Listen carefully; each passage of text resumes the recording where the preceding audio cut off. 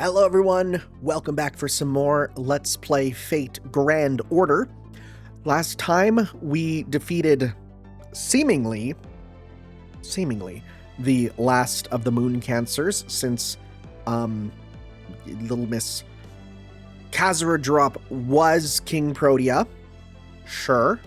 No idea where Meltrilis is, but my thought is that's so I think what happened was I think from what I understand, so Kazura Drop absorbed Meltrilis through the power of I can copy and absorb them, which then would then give the power when they got King Protea, because then Protea had the absorption power when you touched.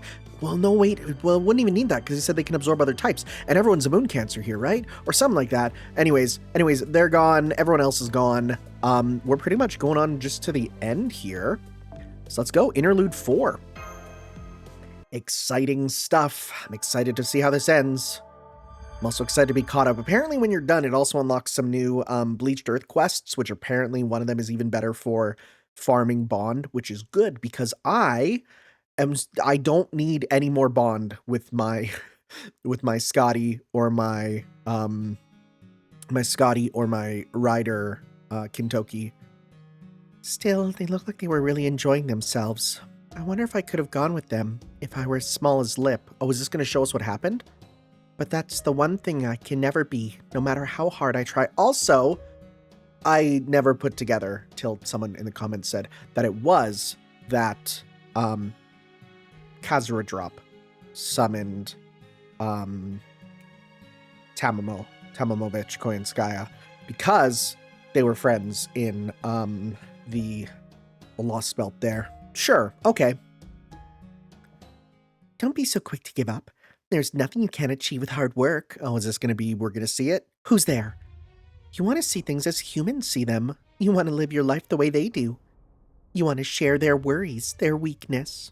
To me, that all sounds horrifying, but to you, it's a dream come true. I don't understand it, but I suspect there are some kinds of suffering unique to those who are born blessed. So I'm going to grant your wish. I can't make you human size, but I can make everything around you your size. In my insect space, everyone and everything is the same. You'll be no exception. Okay, so that's the whole thing with they were sent to a world where they were fighting, so it was the insect space. Okay, again, I've not read Foxtail, so I'm going to do that in the future.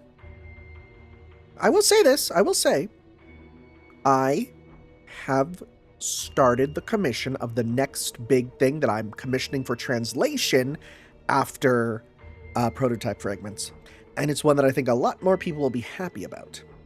And it's actually something that doesn't have an English translation. So look forward to that.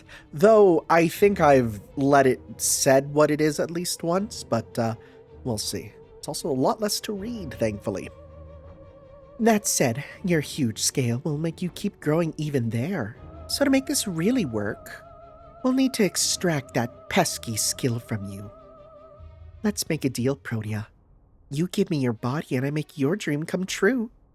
You'll get weak, and I'll get strong. There's nothing wrong with us trading so we can each get what we want, right? We're sisters, aren't we? That's how she got her. She wanted to be smaller, and then, yeah, okay. Okay, so it was actually like a mutual trade, though, of course, one-sided. That's right. Who should I eat first? That was always the most important question, the most difficult. After absorbing one of them, the rest of my prey would be on alert. That means I won't be able to ambush even one of them without getting beaten down. I'm the weakest of the Soccer Five by far. On a level playing field, I have no chance of winning. Protea especially was the worst matchup of all. I could never hope to kill her, not even in her sleep. She's so tough, none of my attacks could even make a dent, meaning there wasn't much point in ambushing her. If I was going to absorb Protea, it would have to be through a contract that was on the up and up. But then while I was wondering, oh, no wonder you're friends with Tamamo. Bitch, Koyanskaya, I gotta remember the full name, because there's other Tamamos. But then, while I was wondering how I could convince her, Tanner's team showed up and solved the problem for me. Thanks to them, I obtained the strongest spirit origin imaginable in one fell swoop. From there, it was just a matter of who to smush first. Astolfo and Janako, success. Tanner and Hakuno, well, I suppose I let them get away. They should still be useful later. Beast, failure. Edison, failure. Earth, another failure. Kiara, never an option. She would have given me horrible indigestion. You know fruit gushers? You bite them and then yeah. Anyways, it's a good thing Tanner isn't here right now. I can practically see myself wasting magical energy after he says something like, "Aren't you failing way more than you're succeeding?" But this is enough. Past experience has taught me that eating too much can lead to disaster. That sounds like a foxtail thing, maybe. I still have enough capacity remaining for one more moon cancer, and I know just the pathetic Earth-made imposter to fill it with.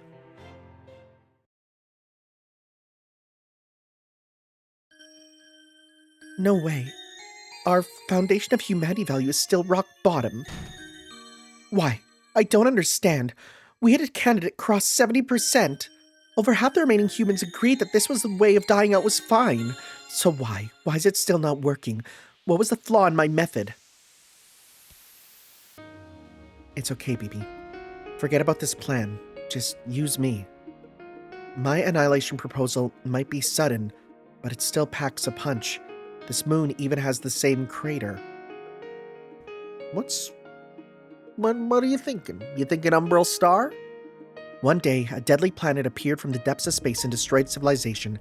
Humanity's extinction was just a side effect. Deadly planet. Well, that could be, because, okay.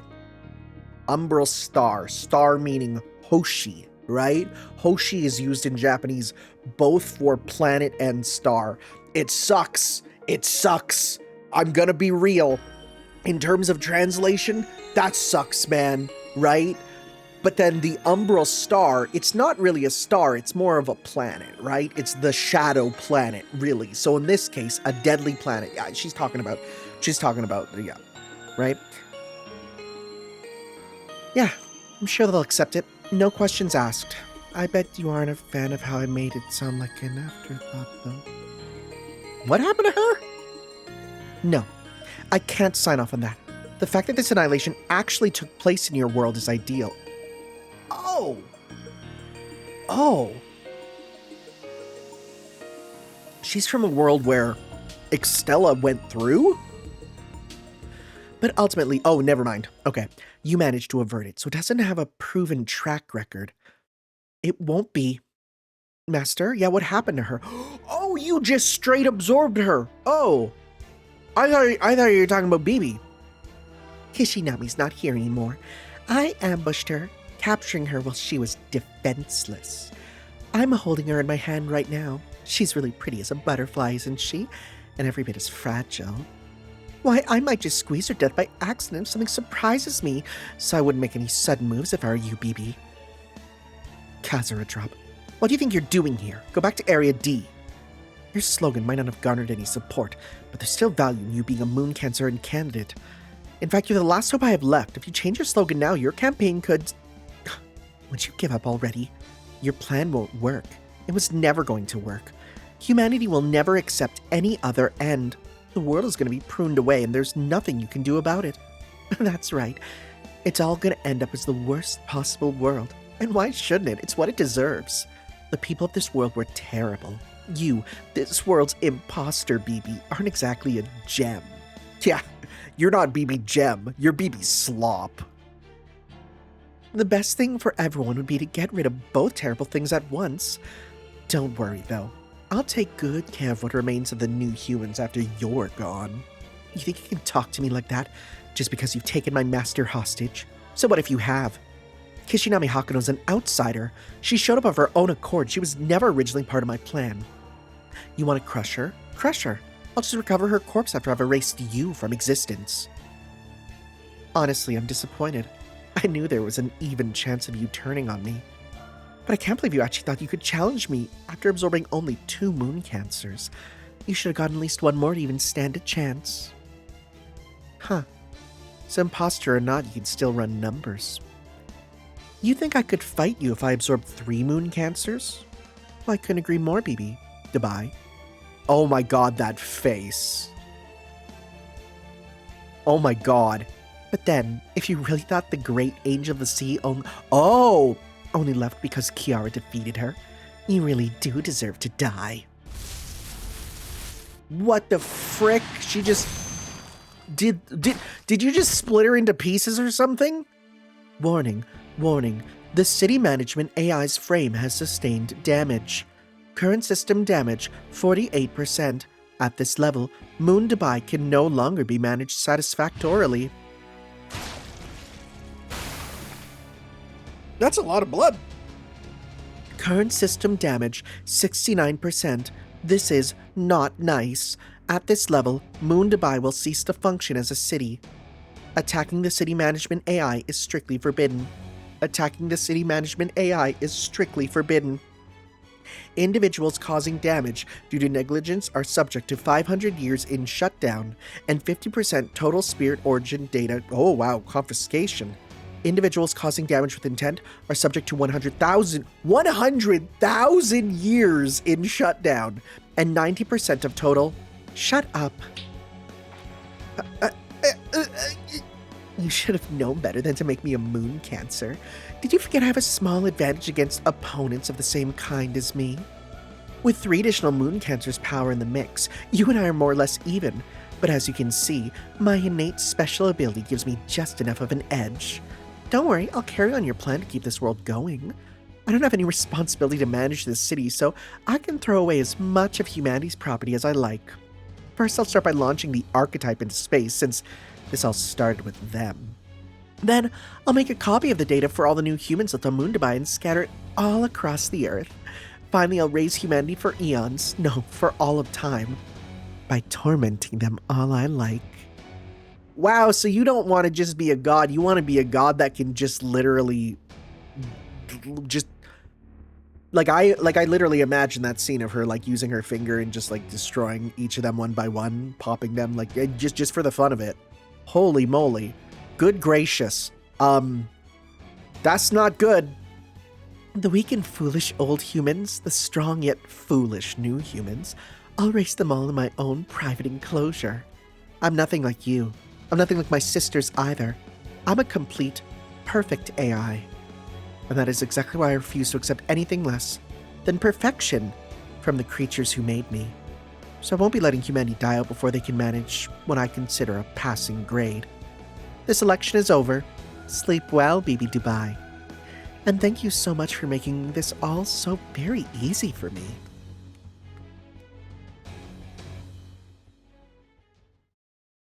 Dude, we gotta put this kindergartner down. So disappointing. I was gonna let you have your fun since your idea was so original. But then you went and blew it by saying something so... Wait, is this BB Dubai? But then you went and blew it by saying something so staggeringly dumb there at the end. I assume this is BB Dubai. Yeah. Huh? Oh my god, that kindergartner was just beheaded! What? Can they do that? Wait, you? Did you do something, or is this just your back? Dude, that's crazy. That's crazy. I know she's like an AI construct, and because of that, it's I guess fine. I'm shocked that that was allowed on the app stores. I think that's the perfect, like, okay, well, there was no blood, but I think that's the perfect proof that, that the people who rate the stuff on app stores, they don't play the friggin' games that go up there. Yay, I'm back to my old self. I mean, are you okay, BB? Whatever that was, it sounded pretty bad. Oh no. Launching the Archetype into space. That's the one thing that must never, ever happen. I refuse to accept a new prime species. We are and always will be the dominant species on this world. BB? Are you awake, BB? Who are you?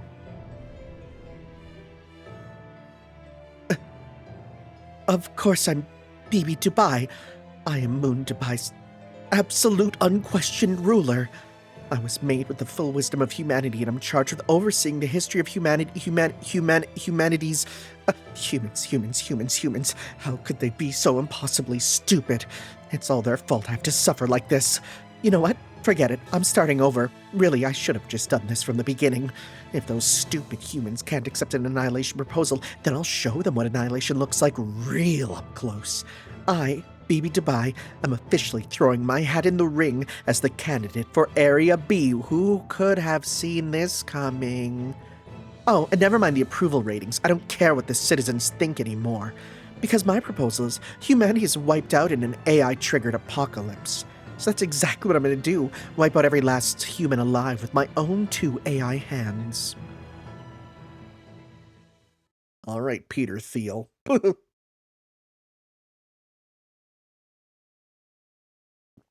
That was a child being beheaded on screen. That's crazy, man. Oh no. Well, this is scary.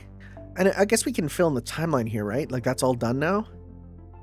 The human AI war crossed out. War is instigated by humanity's upper class. Yeah. Right? Last slots born. Space development brought to a halt. Sophia installs Model BB into last slot. Yeah. So, yeah. Moon Dubai is constructed. My only thought is last slot also an archetype? And also BB? Like, are they all the same? Lights out, I guess. This game's good, man. Says guy on video, what, 814? Can you believe it? Can you believe it? That I like this game? The new proposal is, humanity is wiped out in an AI-triggered apocalypse. This proposal has been finalized and will be carried out immediately. Effective immediately, Moon Dubai will permanently cease all city-related functions.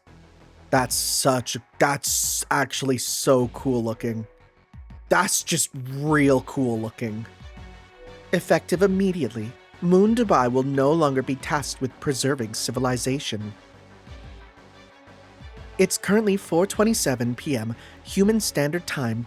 At midnight tonight, the last remnants of humanity's Earth will meet their end.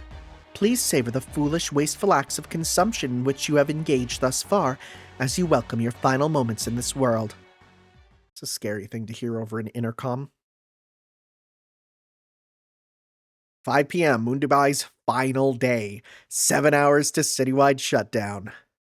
Uh-oh. Area B's approval rating has reached 100%. None of the other areas are even showing a number anymore. Which probably means... Bibi Dubai's become a candidate herself. The rest of the candidates are gone.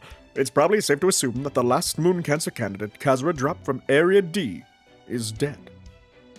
I bet Bibi Dubai found out what she was up to and took her out. Or maybe she tried to challenge Bibi Dubai for the throne and got beaten down. Shame, after all of the work she did to become the last moon cancer standing. Sure, she kinda had it coming, but still. Maybe things would have been different if she had been able to absorb Protea Altar while she was unconscious. Oh, and that's the whole we gotta defend her thing, right. Right. But Bibi Cosmo stuck close to Protea Altar to make sure that couldn't happen. That must have been Kazura Drop's limit. She knew she was pulling strings behind the scenes to make her move. She would have also known there was a chance no one would be there with her if she failed.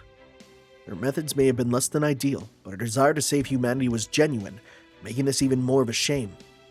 If we just had more time, maybe we could have worked things out with her and formed a true partnership. It's fine if Bibi Dubai made herself a candidate, but I don't like how she automatically gave herself a 100% approval rating. Yeah, can you imagine that? The leader of a nation making it so that people are, like, there's actually no chance of any other outcome being made. That'd be crazy. Rigging the system in a way to make it so that they are the one who wins, and making it so that no matter what, any sort of, dissent is, like, seen. I'd hate that, man. I'd hate that. That's real bad. For one thing, I can't imagine that broadcast we just heard would convince Moon Dubai citizens to support her. Isn't that cheating? No. You can't cheat. That's illegal. Yes and no. Yes, it's cheating in the sense that Bibi Dubai only got a 100% all of a sudden because she's no longer interested in holding a fair election.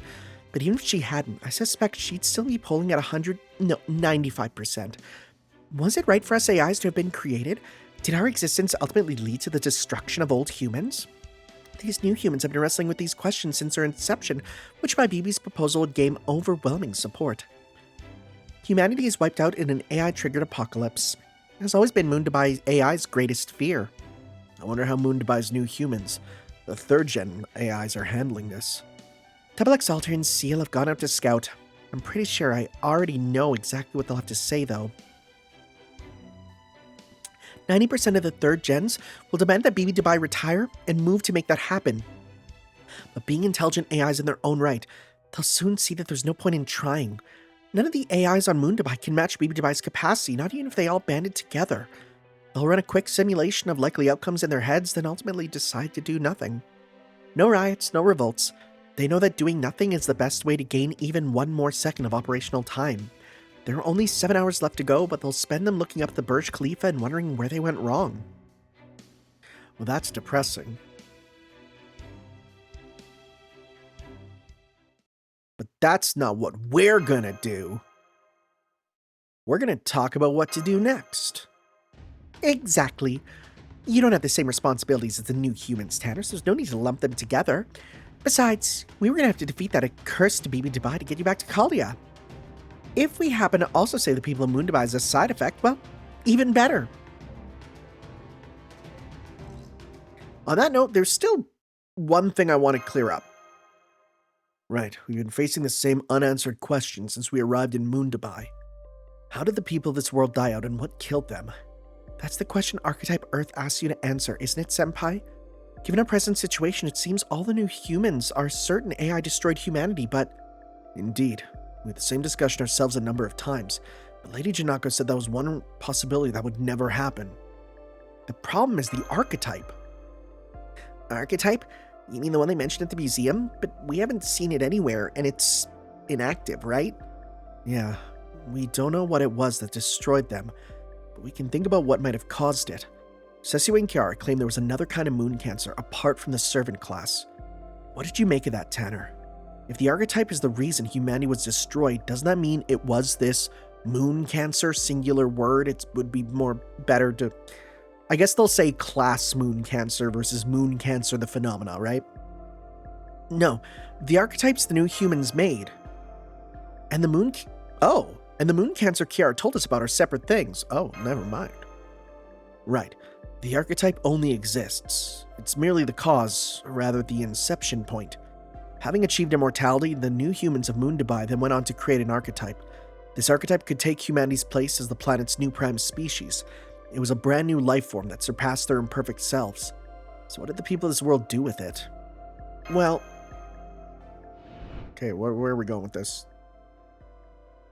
I'm only guessing, but I don't think he could believe or understand why something superior to humans in every way would ever serve them. I think that part about him being special was only pretext. The truth is, he was probably just afraid of something being better. Oh, is it basically saying that just like how humans made AI, and then the AI would be like, why would they so is the Archetype going to be made better than the AIs and be like, is it essentially a 4th gen AI who looks at the other ones and goes, why would you exist, right? And that baseless fear of AI led to him wiping out humanity. If true, he was monumentally foolish. Okay. I think we're putting it together. You're jealous of these humans and the immortality they've gained, aren't you? It's been painful coming to the future and seeing how far short you followed them, right? It's okay, Tanner. It's fine to feel that way. You're qualified to come with me if you like. They didn't accept the Archetype they made themselves, yeah. They were afraid that it would... They made it and it would be... Yeah, the people wouldn't accept the existence of something greater. Why is it playing the Bleached Earth theme? Huh. It doesn't matter that they made it themselves, whether it was AI their next generation of prime species. If the condition for life to exist is that it leaves behind descendants, then the condition for a world to exist is the creation of its next... Wait, one more time, I need to read this. If the condition for life to exist is that it leaves behind descendants, then the condition for a world to exist is the creation of its next prime species. A world that rejects its successor is not a world, a route worth keeping. If human history were a chart for humanity to navigate, that is surely a decision it would reach. The reason this world's people died out is because they were no longer able to leave behind a successor. Then can't they just say they'll let the Archetype take over for them now? Oh right, the AIs on Moondabai don't have access to any data from before the year 3000, do they? So they probably have no idea what they were talking about. Even if they did, it wouldn't change anything. In all likelihood, they'd just reject the Archetype even harder. The 3rd gen AIs are based on real humans. Their souls would still naturally refuse to accept anything that surpasses them. At heart, they're the same humans whose fear of death and anguish in life led to them becoming the dominant species on Earth. This world was finished the moment it decided to base the next generation of AI on them. No matter how much more advanced they may be, the new humans are still exactly that, human. The very idea of not being on top of the food chain repulses them at an instinctual level, meaning so long as the collective consciousness exists, the Archetype will remain dormant. Well, I can hardly blame it. If I knew I was an unwanted child, I wouldn't be too keen on waking up either. So as a result, the new humans exhausted their resources and their minds by maintaining the status quo, which ultimately led to their ruin. Then as long as their extinction continues to not have any one particular cause, humanity as a whole will eventually prune this world away. That was why Bibi Dubai had to hold the final boss of humanity's annihilation showdown. Even though this world's humans were gone, humanity might still spare the world itself if their end came about differently. Bibi Dubai must have thought that the pruning could be avoided if there was a change in the collective consciousness in Moon Dubai's citizen understanding of their demise. However, humanity's decision didn't change even after Sessuane's approval rating passed 70. So suddenly backed into a corner, Bibi Dubai chose to throw her hat into the ring as a last resort. Now the people of Moon Dubai are in complete unconscious agreement that an AI caused the apocalypse. That's not far off from the actual reason humans died out. If it actually happens, it could overturn humanity's decision. Bibi Dubai killing all the new humans of Moon Dubai will certainly make the whole idea much more convincing. Hang on, isn't AI... I know, but it's better you don't think about that too much right now. Unable to hurt humanity, right? Even if Bibi Dubai's ultimate goal is to stop this world from being pruned away, we can't let her shut down all of Moon Dubai and erase the new humans. Her plan is built on speculation. She doesn't know for sure it'll work. And even if it did, that doesn't mean it's okay for her to unilaterally decide to kill everyone on Moon Dubai. So since I'm a BB myself, I'm gonna see if I can manage to neutralize her. I'm calling this operation the Final Boss Annihilation. The operation will be carried out at 7 p.m. Human Standard Time exactly. In the meantime, I propose a final 2-hour interval. If any of you decide you want to help me with this operation, come back here in about 2 hours. I'm sure this goes without saying, but these will be the very last moments you get to spend in Moon Dubai. This world's future may be different and entirely apart from your own, but even so, if there's anything you still want to do, now's your chance. You make it sound like a point of no return in a game with very few, if any, points of no return. Because any points of no return do not have,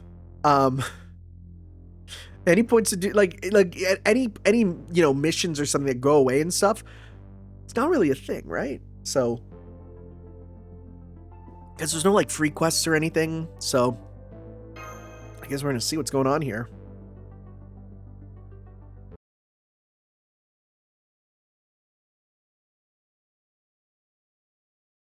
Everyone else went outside. Maybe I'll go take one last look around the city.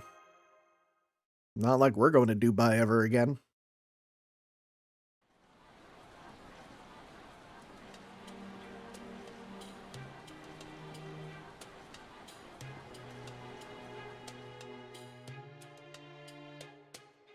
Look at that. The people of Old Dubai are all smiling and happily going on about their lives. Not one of them is depressed that tonight is their final night. Why I wouldn't say that out loud, but I figured they'd be feeling pretty despondent right about now, so I thought I would cheer them up with some of my home cooking, but it seems I needn't have worried. I mean, it's great they're doing so well, but isn't this weird? These AIs are still human at heart, right? Do they just genuinely have no concept of death? Of, permanent death? Like, even Shigui and Jiangxi would be freaking out if they suddenly heard they only had 7 hours left to live. Rationally speaking, most intelligent beings who were informed they only had 7 hours left to live would feel as though they couldn't afford to waste even a single minute. These AIs don't seem to be acting that way, however. They're still relaxed and following their usual routines. Meanwhile, the AIs in other areas are all just staring up at the Burj Khalifa as though they have no idea what to do. Perhaps it's the most rational conclusion. If all we do is futile, we won't waste any effort. You're right, Shufu. This is weird. AIs never fail on purpose or choose answers they know to be wrong. Even if their choices ultimately result in failure, they never set out to do things they know to be futile. People of Old Dubai know that what they're doing now doesn't matter, so they're choosing to spend these last 7 hours exactly as they would otherwise, regardless. Humans are one of the few creatures capable of fully devoting themselves to things they know are meaningless. In that sense, these AIs are unquestionably human themselves. It truly is heartwarming to see them smile so genuinely, even if it means these new humans no longer qualify as humans, if they've transcended human limits like this. I wouldn't say that, Karna. The AIs here in Old Dubai are no different from the ones in the other areas. Difference that they had jobs and roles to play here. That's what's making them smile. Back at the mall, when a number of third gens thanked me for saving them, they said, "Your actions didn't benefit you in any way. We didn't ask for your help, nor were we in any way connected to you. Knowing that, we were so glad when we saw what happened, and not because you kept the towers safe. We had to tell someone else about what you had accomplished. You inspired us to all try and follow your example. They may be AIs now, but they're still human. The only real difference is that they're all immortal now." Well, yeah, sure, but immortality is every human's ultimate dream, right? Once they attained it, there's nothing much else left for them to pursue in life. Unless they're a special case like Jinshi Huang with a kilometer-long to-do list, it's no great shock they become desensitized to practically everything eventually. Huh? Hang on, is that why all these AIs have jobs here? I don't think so. Jobs rely on sensitivities. They're not meant for protecting them. You and Karna both remarked how weird it was for the AIs to behave this way, but I actually find myself... I actually... Wait, what? But I actually feel a little weird myself right now. Humans from the 21st century, humans from the year 3000, humans from the Servantverse. Each of these groups made tremendous leaps in technology over the preceding generation, which should have resulted in their lives rapidly changing, but they didn't. Not truly. Humans remain human, however convenient life may become. It may be beside the point now, but it really is weird, isn't it? Especially here on Moondabai. Frankly, these AIs could all live completely stress-free lives if they just stayed put as data on their servers. There's nothing weird about it. You can say the same thing about servants on the throne. We all come from different times, different places. We all have different technology. We all belong to different races, and yet our way of surviving is essentially the same. Okay, this does make it almost sound like, and there's been hints about it, is the throne like a place where they are conscious in? Right? It makes me think, is the throne, are they just nebulous data? Or is it data like the AI data, right? I was I don't know. I always thought that it is, because they'll say I'll bring it back to the throne with me. That sounds way more human than anything, but I don't know. Who knows? Maybe one day we'll see. It's like you said, deep down, we're still the same creatures at heart. We come together in a single community where we influence one another, help one another, love one another, and share our happiness with one another. That won't change. Not in the past, the future, or even outer space. No matter how advanced our bodies may get, that's who we humans are at heart. That's big talk for a city. I know you say we humans, but reminder, you are a city. And cities are people, but you're not a person. I mean, you're kind of a person, but I feel like you're the least person of all of us, because again, you're a city, right? Well said, Tenochtitlan. You obviously paid very close attention to the development of Latin America in your time. However, yeah, thank you. Okay, I'm actually very happy they're saying this. However, you're a divine spirit, not a human. In fact, you're really a city elemental who's just taking on a human form. So if you've never actually been human yourself, is we humans really accurate of you to say? Yeah, thank you, but no. I was speaking in terms of emotions, obviously. What right do you have to talk down to me? You're only half human in yourself. Besides which, that's pretty rich coming from Sessioin's bodyguard. I understand how you feel, Tenochtitlan, but try to calm down. I admit that last remark was so icy it made even me shiver, and I've been buried in too many avalanches to count. Karna wasn't trying to be snide, though. He was only pointing out the fact that you are actually a city. So don't worry, I completely understand. You're a magnificent city. And I think it's great how you're even heavier than usual right now. Whoa, okay. I know she thinks she's being nice, but that makes the unintentional dig at my weight even worse. Would you all just shut up about me being a city? Don't underestimate me. I'll prove to you right now that I'm a heavy servant, okay, with aspects of divine spirit, elemental city, and companion. Why are we saying she's heavy? She has visible ribcage. She's way too skinny. Once you've seen me fight in this form, you'll understand how human I really am. It'll be a good pre-mission warm-up. Double Exalter, you're a fellow mechanical servant. Come help me out. I'm on it. You want me and Karna to punish you for spending longer than anyone else on the enemy's side, right? No problem. I wouldn't say that. In my case, I was kind of, blessed by the moon's magical energy, bound by BB Dubai's devotion to protect this city no matter what. Enticed by your offer to sell me some land on the moon, which would lead me to invest in it with an eye towards my future prospects. That's just land fraud on the moon. You know, where any number of countries claim they have the rights to the same land, leading to unfettered chaos. You actually fell for that? So everyone's a critic now, huh? Okay, that does it. If anyone still has something to say to me, then bring it on. Ha ha ha. We're having a good time. 6 hours until we all die. Every last one of you, huh? Just as I suspected. Telemachusqui, I know I pretty much asked for this, but please help me.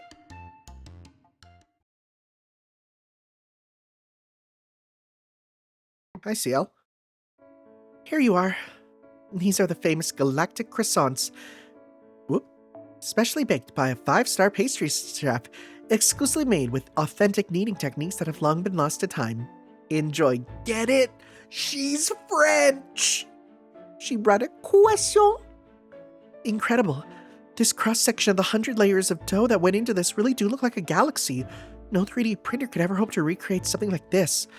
It truly is a work of art made purely from dough and butter. I never would have— oh wow, nice actually. They bring this up too. I never would have guessed you'd come from a family of bakers. Yeah, that's true actually. Wow, okay, that's a quite often forgotten deep cut about her. This is sublime.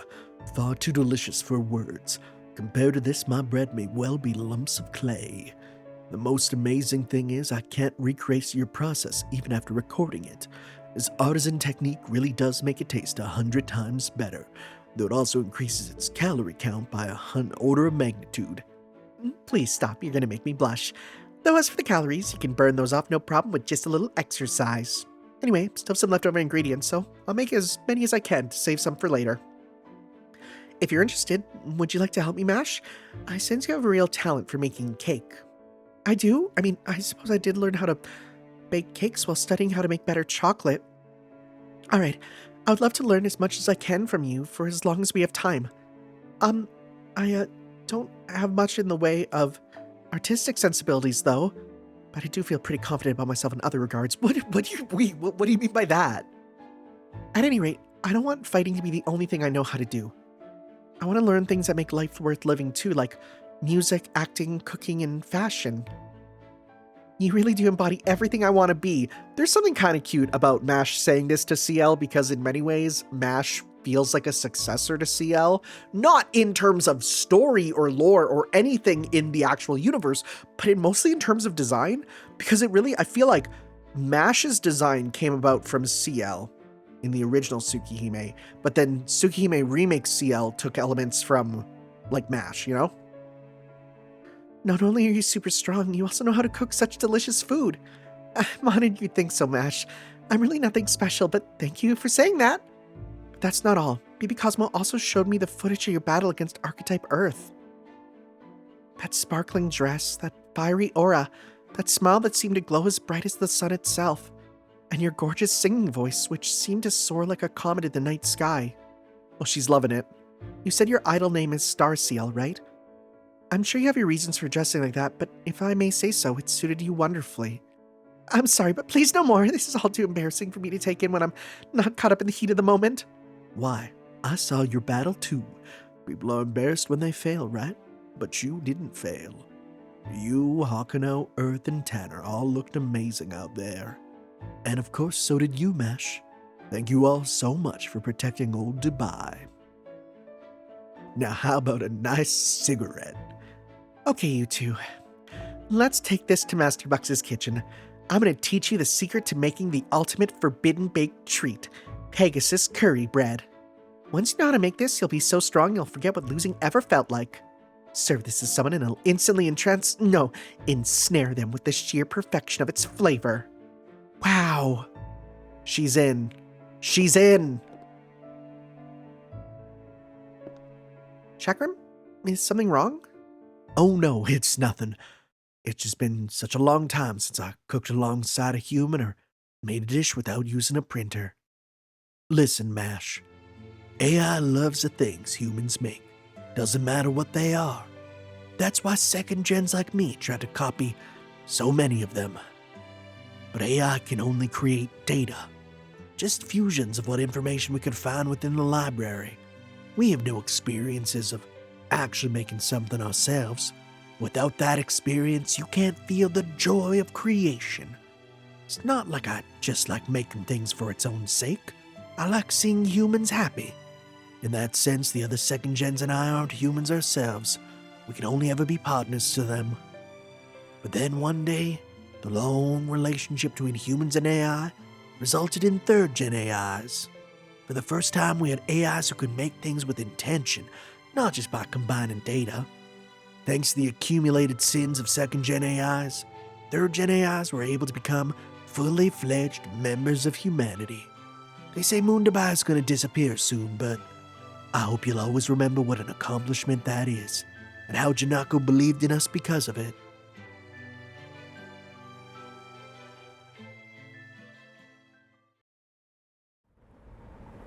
Oh, we're on the ship. So, you're using your final interval to take the ship out again, eh? I suppose I should expect nothing less from the renowned gentleman pirate. I take it this is one of those unfailingly elegant no matter the circumstances things. So you do understand. Then would you mind staying out of my way? This is the last cruise Moon Dubai will ever see, and the last chance I'll ever have to sail while looking up at Earth. I'm sorry, you have to content yourself with a breeze on the sand rather than the sea. As for you, Mr. Edison, would you like something to drink? If I may, I recommend the sandworm juice. Ew! That's just sulfuric acid. What's the big idea? Are you trying to finish me off as I stand here at death's door? What else can I do? You know I can't move very fast or very far on my own now that my Albatron Company comrades are all despondent. I swear. Well, don't worry. I'll be getting off soon enough. All I want is a ride to Area I. It won't be long now before I disappear. My external battery is just barely enough to maintain my spirit origin, but that will run out in no more than a few hours. So when I go, I want to go in my favorite place in Moon Dubai, my glorious Albatron Company's R&D lab. You get where I'm coming from, right, Bartholomew? I'm a heroic spirit, meaning I have neither my wife or daughters here with me. So, I can't die surrounded by my family. I would like to die in my beloved place of work. Oh, good grief. How is it that you were born after me, but your views of the world are even more dated than mine? Huh? All right. Edison, the king of inventors, lived a long life, so it makes sense you'd have a wife and children. You know, that reminds me. You never did tell us the reason you became a moon cancer in the first place. I know it doesn't matter much anymore, but why did you agree to decide how humankind died out? Did you really want to turn every human on Earth into a machine? Was it just so you could get rich? Yes. I wanted to become the CEO of the preeminent weapons manufacturer and make a fortune. No. You're lying, Edison. I figured as much. Let me guess. Your wife is the real reason, right?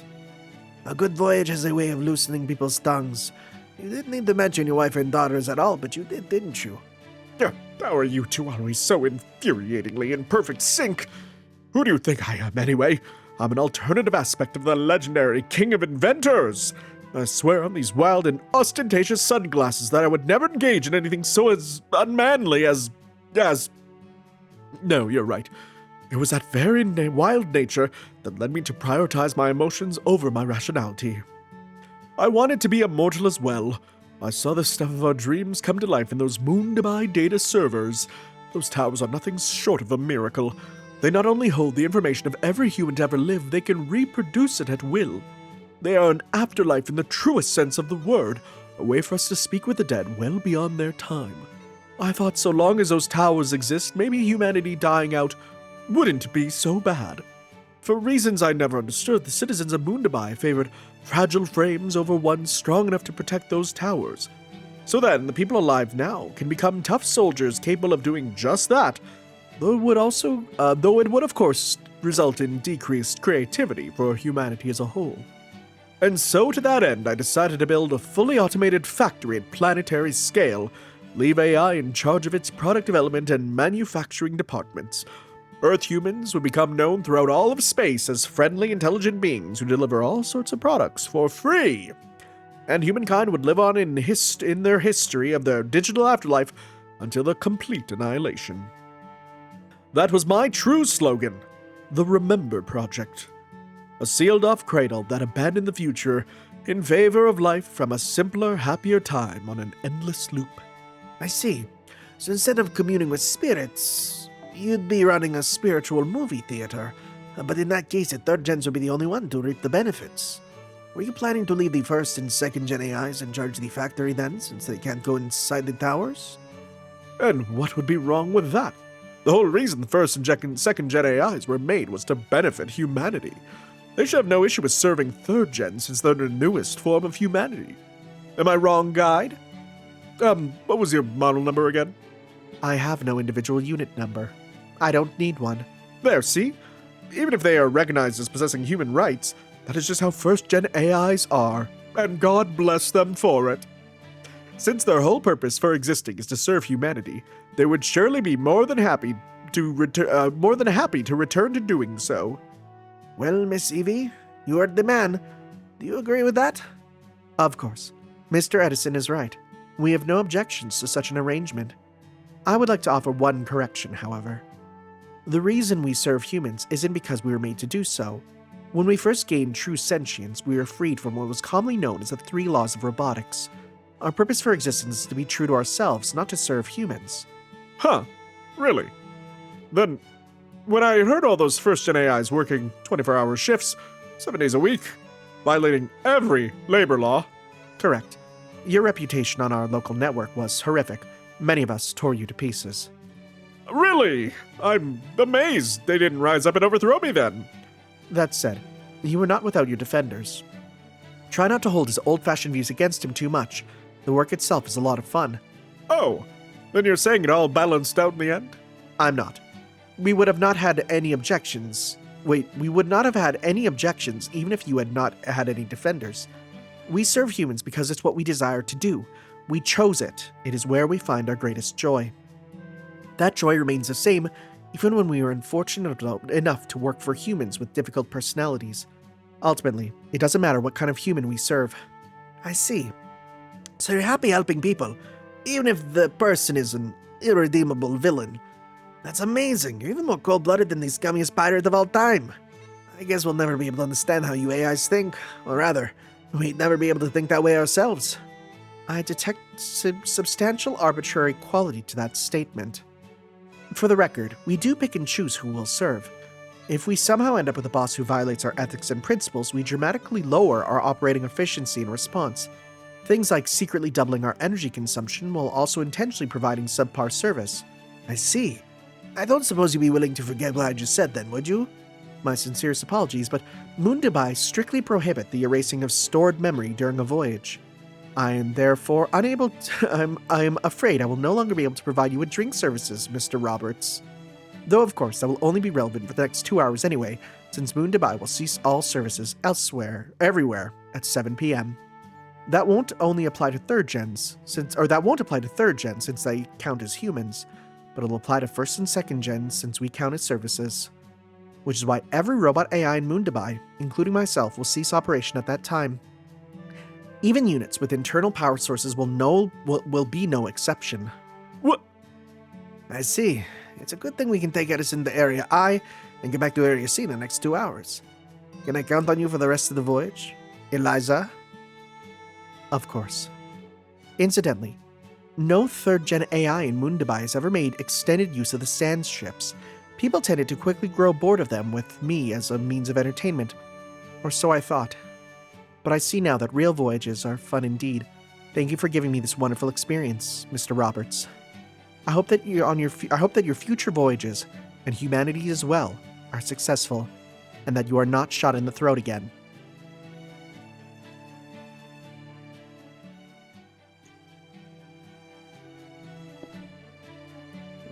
All right. I can take it from here. Thank you for lending me your shoulder. Go back onto the ship. You only have 30 minutes until 7 o'clock. I know. I'll pick up the pace on my way back. I just wish that didn't mean the guide wouldn't be able to speak to me. I'm sorry. If I had known that would happen, I would have walked here myself. You have nothing to apologize for. I was planning to spend these last 2 hours at sea anyway. I was apologizing to Evie, not you. What a horribly cruel fate. Huh? What are you talking about? Never mind that. Just go. And give my regards to Tanner and Lip. That damn womanizer.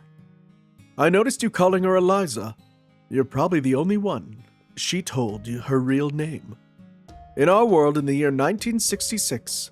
What? Shut up. Eliza was the name of the very first natural language processing program. She was the oldest Shut up! What are we doing? What? She was the oldest chatbot in human history and paved the way for the very concept of artificial intelligence itself. However, that Eliza was only a program and had nothing in the way of artificial intelligence. Shut up. Wait. Didn't they also say Bartholomew Roberts? Didn't we also have a thing where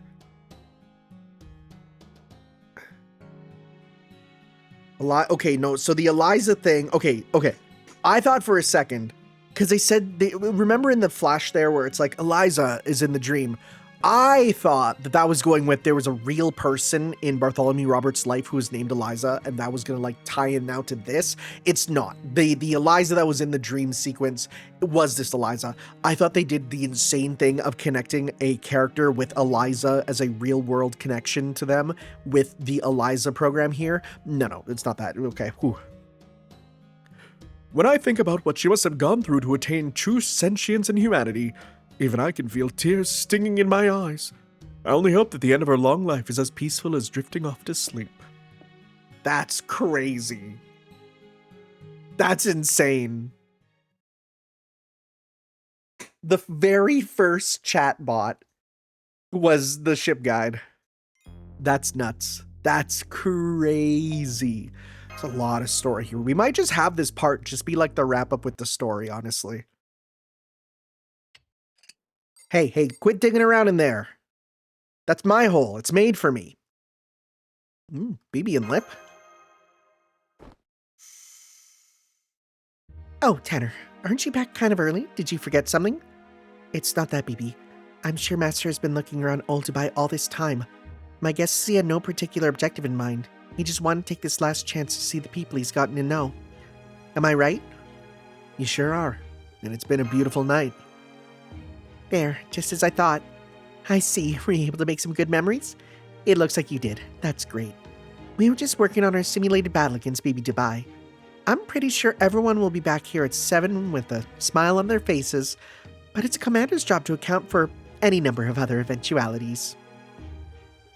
In that case, how about you and I go for a walk, Lip? A walk? I don't know. That's very nice of you to offer, but I'm afraid I have to decline. We don't have much time to spare, right, BB? Guess not. Lip's been helping me with my calculations, so I'd be more than a little stuck if she'd leave now. There you have it, Master. Please enjoy the walk on your own. Oh, I know, it's a little far, but why not visit the Fountain Plaza? It should be very pretty since the Burj Khalifa's lights are still on. Something's definitely fishy right here. What are you two not telling me? You see, BB? I knew keeping secrets wasn't a good idea. Don't worry, I'll tell him. Sorry for messing up your schedule. Lip. Master, I won't be taking part in this operation. I'm going to go back to Caldia ahead of you and the others. According to BB's diagnostics, my external wounds may have closed, but the damage to my spirit core is still extensive. My magical energy recovery rate has dropped sharply. I won't be able to sustain the necessary level of performance for this battle. If I came with you now, I would only get in the way, so I decided to help another way. I was originally going to have BB tell you for me, but this turned out to be a good chance to tell you myself. You're going back, but You remembered. That alone is more than enough for me, Master. This version of me awakened here in Moondabai. I'm still in my egoless state and can only exist here. So no, since I'm not the same Passionate from Caldia, I have nowhere to reshift back to. Part of it is because of how thoroughly BB Dubai managed to hack BB, but most of it comes down to my own clumsiness in showing up late. If I just followed BB's instructions and gone to Dubai in 2030 like I was supposed to, I would have reshifted to Moondabai in 3019 and waited for you as my Caldia self.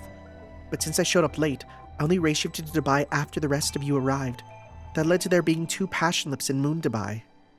An empty vessel BB prepared and the one who came here from Caldia. Honestly, it's all BB's fault for being so mischievous. The reason Protea Alter, and I were here at all is because BB had set us up as empty vessels to be defeated as part of her BB Presents the Dubai Demon Realm Tour. Obviously, we wouldn't be able to return to Caldia if you defeated us for real, so she made copies of our spirit origins and was planning to summon only our minds here. Exactly. Your real spirit origins are still back at Caldia, so go ahead and be the baddest bosses you can be. Well, that's what I was going to tell them, originally. Protea and Protea Alter race-shifted here as their minds only and synchronized with their bodies, just as I had planned. But by the time Lip eventually got here, it was only in body, and now, well, I'm sorry things turned out this way. As you should be. What were you thinking giving the original Lip an order like that? Pretend to be their guide while waiting for an opportunity to collaborate with the other Sakura 5, right? You were basically treating me like a handmaid right from the start, so both Proteas were going to be major bosses while I'm stuck as a forgettable mini-boss? No, that wasn't my intention. Yeah, okay, it kind of was. But I knew you couldn't act to save your life, so I knew you'd give the game away if I told you the plan for the whole tour. Sounds like you had quite the fun time planned for yourself. Hey, my tour was going to be strictly for entertainment, okay? Entertainment!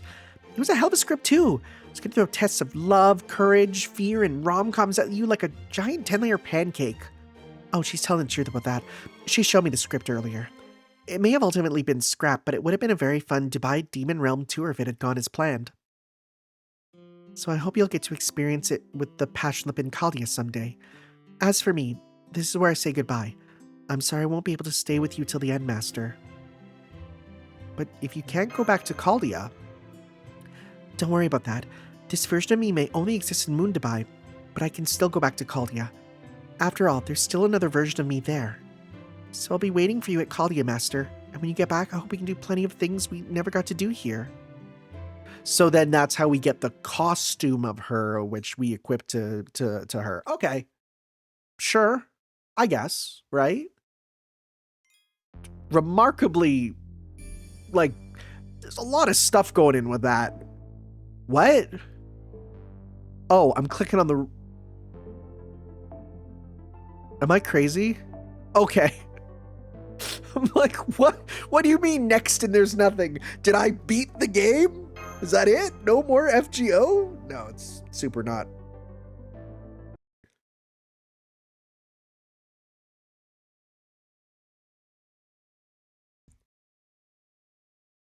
There it is. The Mia Khalifa. Oh, Tanner. Have you been out on a walk too? Same. I can't seem to calm my nerves. Just thought a little exercise might help me relax.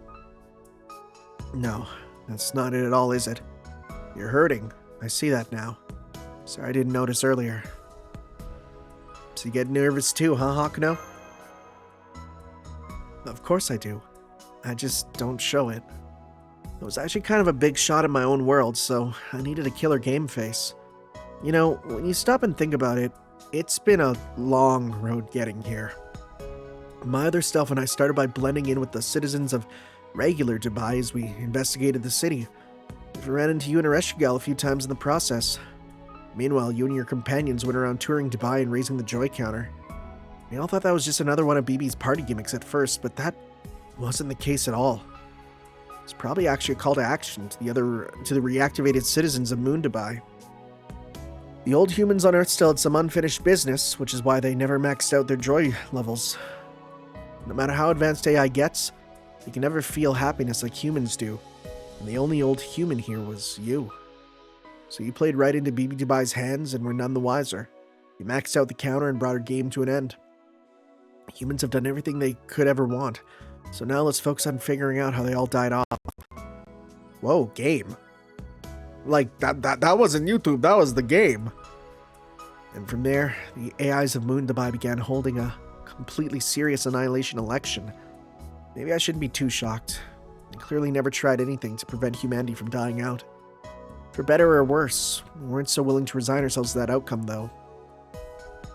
I think it's probably because the AIs here all suffer from survivor's guilt.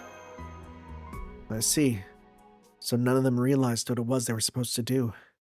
And again, I suppose by the time they had been reactivated, they already cut off from their pre-3000 historical records. At any rate, that was how the final boss of humanity's annihilation showdown began. It's about where the relationship chart starts to get complicated. To make a long story short, there were servants who were summoned from your Earth in 2019. Janako, Astolfo, Edison, and the Great Angel of the Sea. We never learned more about her before she disappeared. Archetype Earth was from this world too, but let's say she was also on Caldia's side, so since she also had a connection to yours. And we had Sessio and Chiara, a natural moon cancer, who used her own independent manifestation to appear here. The 6 of them were all on Caldia's side, the side of your history. Next, we have BB Dubai's side. That more or less amounts to her and Khazra drop. All the servants who came here to sightsee in Dubai, including Janako and the others, were brought here from the 2030 Dubai the original BB had planned. But Khazra drop was the only servant BB Dubai summoned herself. Each moon cancer is able to summon a single servant they have close ties with, so BB Dubai must have chosen Khazra drop from among the rest of the Sakura 5. Then, while Khazra drop was working for BB Dubai, she found Koi and Sky from Caldia's records. Believing she could be trusted, Khazra drop summoned Koi and Sky and recruited her to BB Dubai's cause, at which point BB transformed her into a moon cancer. So hers was a complicated case where she was both on Caldia's and BB Dubai's side at the same time. She looked like she was enjoying herself to me. You can say that again. There's one thing the Tamamos are good at, it's sliding right into final boss status at a moment's notice. True! Anyway, next we have the servants on BB's side. The 3 members of the Sakura 5 that BB had arranged to be here. Passionlip, King Protea, and Protea Alter. These 3 factions kept each other in check while competing for approval ratings, and in the end they all withdrew from the race. What about Anki Ereshkigal? She wasn't on Caldia's side or BB Dubai's side. She was a special case that could only exist on Moon Dubai. At any rate, she's gone now, and I doubt she'll ever show up again. She still has a final ascension that I feel has to appear in the story at some point. Oh right, I almost forgot about the other faction. The 2-person team who came from a lunar city in another world and initially seemed to be AI themselves. By which I mean us. Oh yeah, the girl at the beach house. I'm sorry to tell you she went over to BB Dubai's side. She always liked to go with the opposite of whatever I do. But you know, I actually think that other Kishinami Hakuno would have gotten along with you even better than me. The way you both leap headfirst into trouble without a second thought is practically identical. You know, the last time we saw them, I noticed BB Dubai referred to her as Master. I bet that's because my counterpart suggested that idea. He's always had a soft spot for BB faces. Interesting. That reads to me like them saying, yeah, the lesbian ending of CCC is like super real. Me too. And you don't? Yes, I do. Despite my best efforts, I always end up giving in to her. Anyway, now we're about to make our way up to the Burj Khalifa. When we do, It seems that the girl from the beach house is finally going to fight alongside Bibi Dubai. And don't be afraid to fight back. Trust me, I'll be doing the same. And I won't be holding back. Oh, and I would appreciate it if you could let me be the one to finish her off. We may be different people, but she's still me. Yeah, what kind of relationship do you two have anyway? I think I told you this before, but we're the exact same person. It's not as if there were originally two of us. Plus, in our original world, it really was just me. When I was first called to this world, she showed up at the exact same time. Oh. Are you Kishinami Hakano too? We shouted the exact same thing at the exact same time, and I then knew she was another possible version of me. Huh, okay. As for whether our difference in gender affects who we are at heart, the answer is no. I can pretty much tell exactly what she's thinking. You might go through the same experience yourself one day. Whoa! That's interesting. Okay. A male version of me and a female version of me, huh? I have dreams like that sometimes. In your case, I suspect you'd probably naturally respect each other's differences. In my case, my counterpart feels like my twin, but I bet yours feels more like just a sibling. Well, I think that's pretty much how a lot of, yeah.